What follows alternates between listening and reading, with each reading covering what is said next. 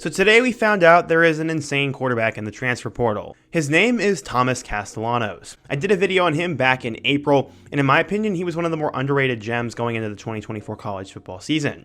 He became the first Boston College quarterback to ever rush and pass for over 1,000 yards in the season, and his crazy athleticism combined with having the it factor made him one of the more dangerous quarterbacks in college football. Except sadly, Castellanos hit a wall these last couple of weeks, and all of a sudden, he is now in the transfer portal and will be looking to find a new school. While I think it's a little bit cowardly to quit on the team at this time of year, Castellanos is still a crazy, insane quarterback who's now in the portal, who has the potential to become a star for the next school he is at. In today's video, I want to introduce you to who Thomas Castellanos is, give you a breakdown on this top quarterback player, give you a breakdown on how this player got to this point, his time at BC, and what some options are for him next. But before we get started, if you're a big fan of college football, be sure to subscribe to the channel, leave a like if you can support today's video, and let me know what player, team, topic, or situation I can cover next. Now let's get started and talk about Thomas Castellanos. In order to understand how Thomas got to this point, we first need to go back in time. He was the 8th of 11 children, and he grew up in a single-parent household in Waycross, Georgia. He was originally born in Miami, but he moved to South Georgia as a toddler. His father unfortunately passed away when he was 3 years old, and his mother had to work overtime as a nurse to ensure her children never missed a meal. He always reveres her for her strength and independence, and he said, quote, "I'm thankful for her. She's the reason why I am who I am today." Castellanos first started playing rec football at 6 years old, and he ended up playing for the Patterson Eagles as an offensive lineman. Unfortunately, he did not really like the position, so he ended up moving to running back the following year, and he played alongside his brother.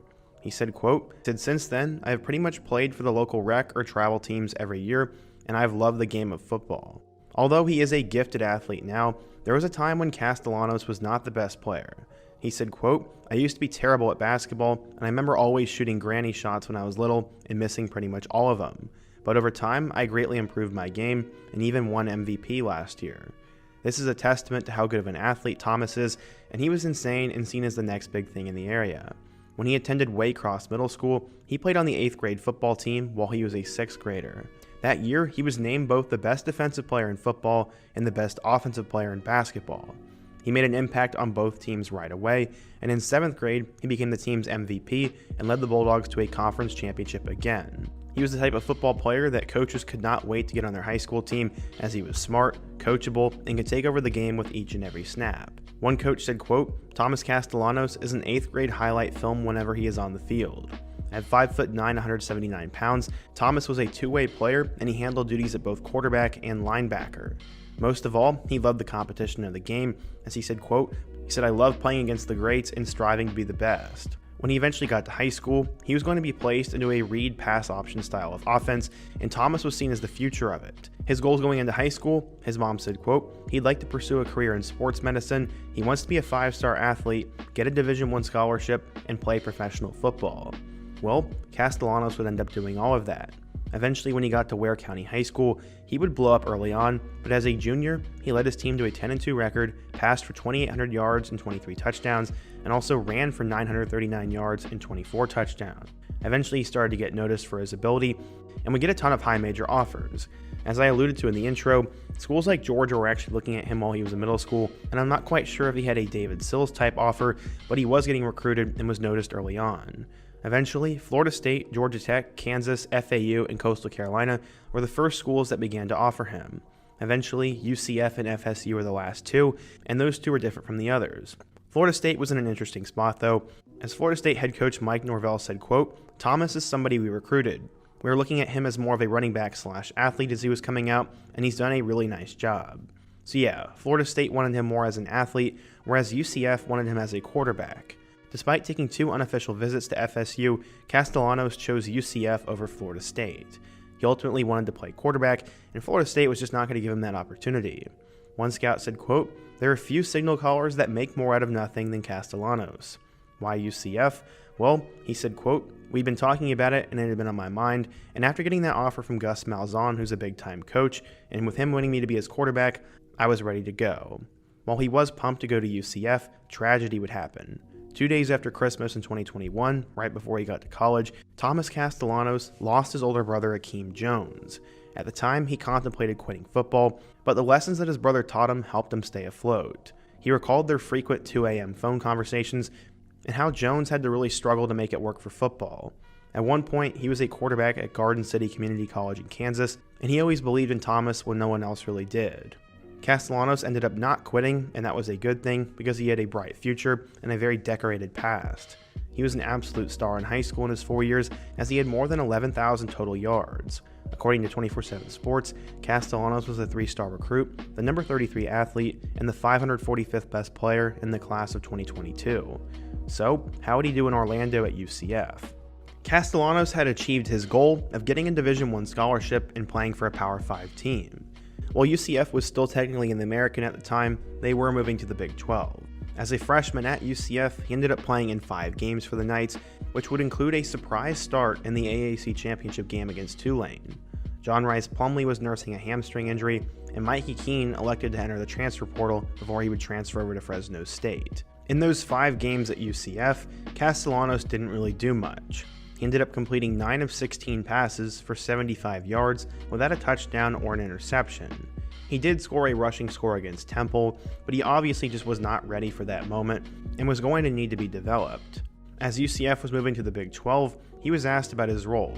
He said, quote, "I'm looking forward to it this fall, and I'm hoping to be the starter, but if not, I'm going to be number 2, and I'm the future of this place." So yeah, Thomas Castellanos was projected to be the future quarterback for UCF, but then he decided to enter the transfer portal. He would have 3 years of eligibility remaining, and then would decide to commit to Jeff Hafley and Boston College. This came after Phil Dracovic transferred to Pittsburgh, and Castellanos would be reunited with his former teammate, wide receiver Ryan O'Keefe. He committed to BC after going into the portal as well, and eventually, Castellanos chose Boston College over Texas State, who had just hired his former quarterback coach at UCF, G.J. Kinney. He's actually been a really big deal so far for Texas State. But the Eagles won out.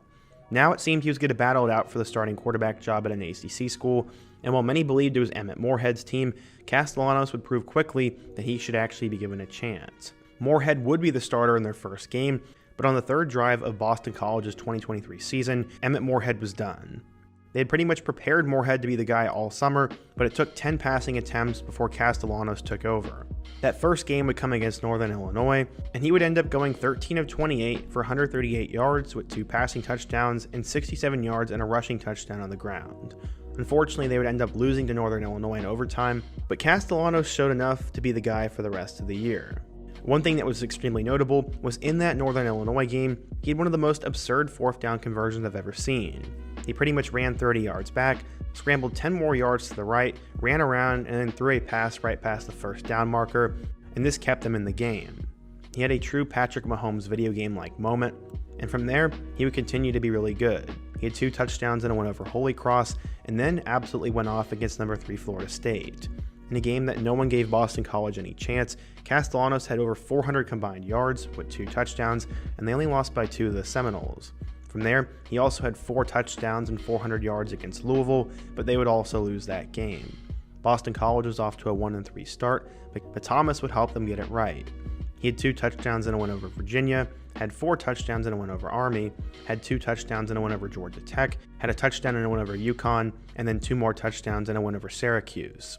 He had just led them to 5 straight wins, and Boston College went from their season being over to now 6-3 and bowl eligible in early November. Sadly, he would sort of get exposed towards the end of the year, as he had a touchdown and 2 interceptions in 3 straight games. The first was a blowout loss to Virginia Tech, the second was a close loss to Pitt, and the third was in a blowout to Miami.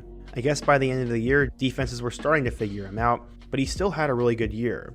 He threw for 2,146 yards with 15 touchdowns, but did have a very high interception mark with 13. He was also tremendous on the ground, running the ball 194 times for 957 yards and 11 scores. That's why Castellanos had a lot of hype going into 2024, and in my opinion, he was a popular breakout pick. I put him in my breakout quarterback video. So far this year though, Castellanos got off to a hot start, as through the first 4 games he looked quite impressive, but since the beginning of October, he has slowly fallen apart.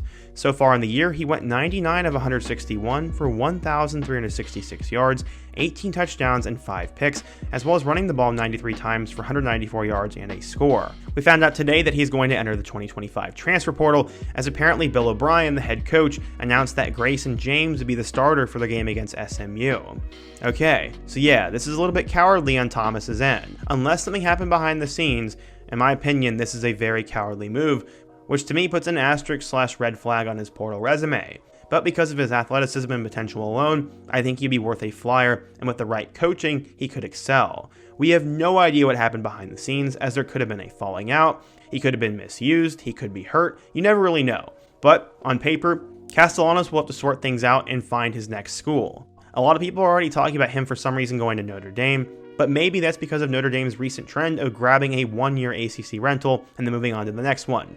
Who knows? But either way, Thomas Castellanos is a very athletic player. At times, he's been extremely magical, and when put in the right system, I think he has a chance to be one of the best quarterbacks in college football.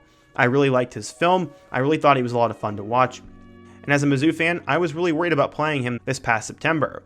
But we'll just have to wait and see. But no matter what, he has a pretty impressive story and is still going under the radar and will be the first of many crazy quarterbacks to enter the portal. Maybe this video didn't need to be made, but I enjoyed it and I liked his story, so we went ahead and did it. What do you guys think though? Why do you think Thomas Castellanos is in the portal? What other quarterbacks do you think will enter the portal next? And where do you think he'll end up? Be sure to let me know down below, leave a like if you support today's video, subscribe if you're new, and check out one of the videos on the end screen. Hope to see you guys again soon, but until next time, peace.